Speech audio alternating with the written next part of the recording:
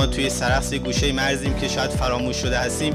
فکر نمی کنم این فیلم توی 4 شهر کلان شهر بیشتر اکران شده باشه تا الان که اومده الان توی سرخس داره اکران میشه.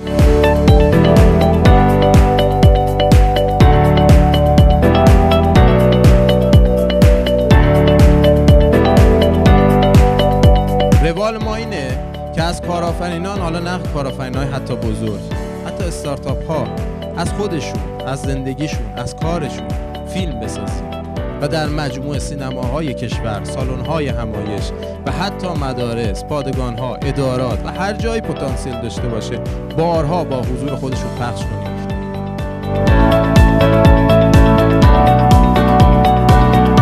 باید فرهنگ کارآفرینی منحصر به خودمون رو توی سرخس خلق بکنیم که انشالله این اتفاق داره میفته.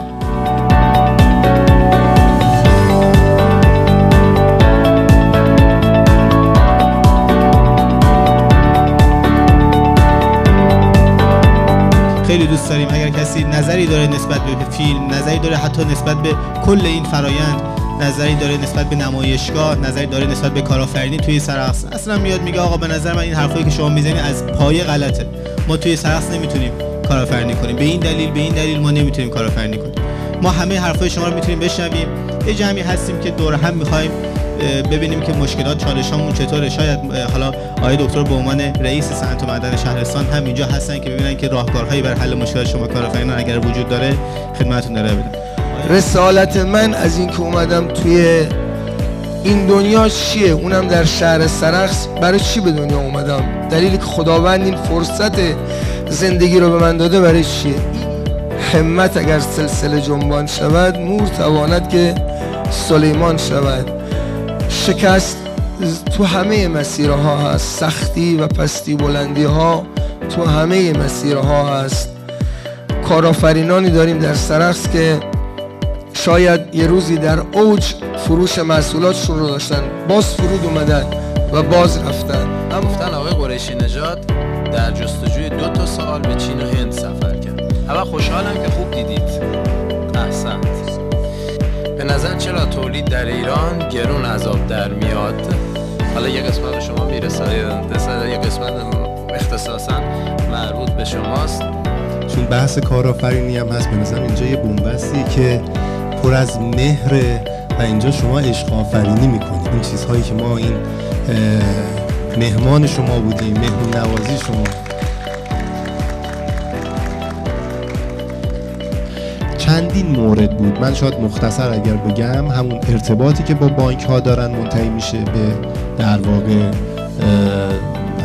افزایش هزینه تولید، اون بوروکراسی اداری و در واقع نامه‌نگاری های مختلف، کاغذبازی هایی که توی کشور ما تو همه حوزه‌ای، یعنی شما برای ساده ترین امور اگر بخواید برید پشت در ادارات منتهی به این میشه که چندین ماه برید و اون شغل هدر میره.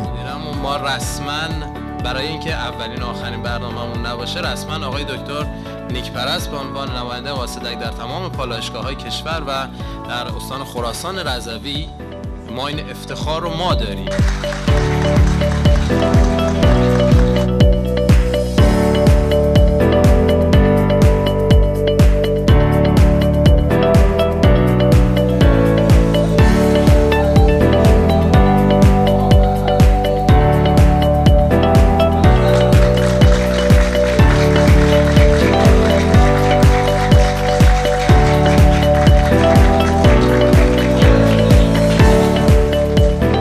سراسر ایران هم برنامه داریم، هم دفتر داریم، تهران، شیراز، کیش، دبی میبینیم و اکران داریم، برنامه داریم.